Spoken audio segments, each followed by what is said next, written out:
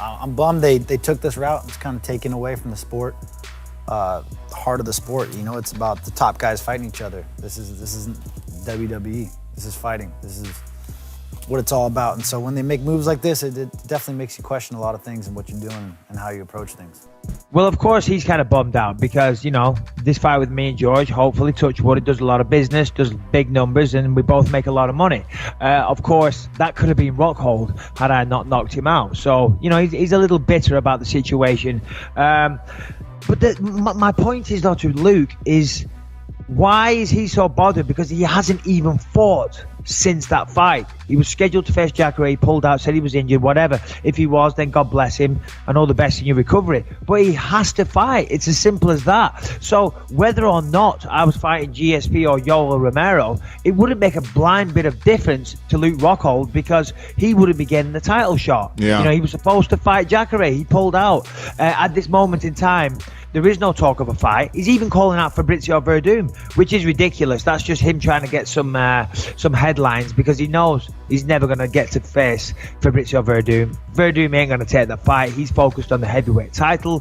What's he got to gain from facing Luke Rockhold? Absolutely nothing. But in the meantime, that makes Rockhold look like a badass. Yeah, I want to fight former heavyweight champion Fabrizio Werdum. That makes him look like a badass. But Smart. even though he knows that fight's never, ever going to happen. It's a smart move, So, Mike. You got to call out some heavyweights. It's incredible. I don't need to call out any heavyweights. I've got every Tom, Dick, and Harry, every man under the sun calling me out. You know what I mean? So I don't need to start calling out heavyweights. I've got enough people that want to fight me for crying out loud. But Luke just needs to get past it, brother. Come on. Simmer down, man.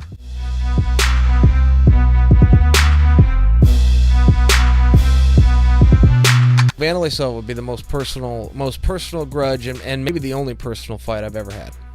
Thought you made like every one of them personal. Well, I think that's true, but some of it was just that. Some of it was I can remember when I really didn't like Anderson Silva, but if I was to be fair, I didn't even know Anderson Silva. I know Vanderlei Silva. I don't care for Vanderlei Silva, and he'd tell you the same thing. We just never got it right. So yes, he would be the guy I want to fight. What's wrong with him, in your judgment? Where did he rub me the wrong way? Yes. You know, he drove me crazy when he didn't understand the business. It was a letdown. You know, if you don't understand the business, then I can't respect you within the business. And you know, I can remember when I went out to Brazil to do the Ultimate Fighter 3. I was one of the most hated guys in that whole country. I was the bad guy. The script was already written, and he was going to be the savior, you know, on the white horse to come save the day for the country. And I got out there, and he started bullying me, and I was all by myself. And he was bullying me, and he was picking on me, and he was using numbers, and ultimately I ended up getting jumped by one of him and his friends in front of my wife. And I was trying to explain to him through all of this, Vanderlei, if you pick on me while I'm alone, you will endear me to the crowd. You are going to you know, you're going to humble me and you're going to make them like me, and that is going to ruin the entire reason we're here. And if you don't understand that part of the script that's already written, then you don't get this business. And if you don't get the business, then I can't respect you in the business.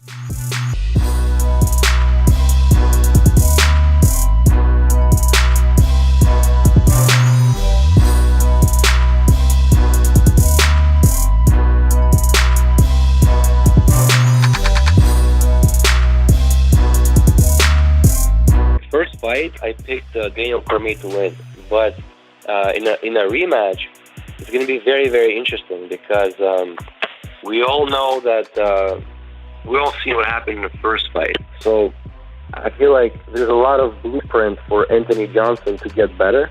If he gets better, it's going to be a lot tougher for Daniel Cormier to win. I don't like Daniel Cormier. He's a beast himself. But I think that we're not going to see like a way more improved Daniel Cormier just based on, you know, he'd been injured and he didn't like compete and stuff like that. But I think if anything, this is the best chance for Anthony Johnson to become like a belt holder. I think because he already seen what he needs to do. And he sees the game plan, and hopefully if he can stick to the game plan, I think it could be a good night for Anthony Johnson. But again, Daniel Cormier showed us how it could be done, right? So it's going to be very interesting. You know, if I had to pick a winner, you know what? I'm going to go with still Daniel Cormier, just based on wrestling. It's going to be a close fight this time.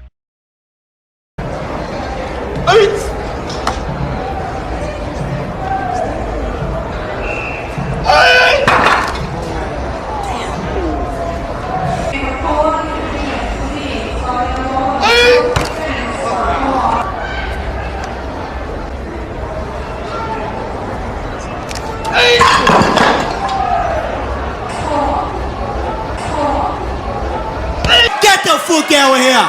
Get the fuck out of here!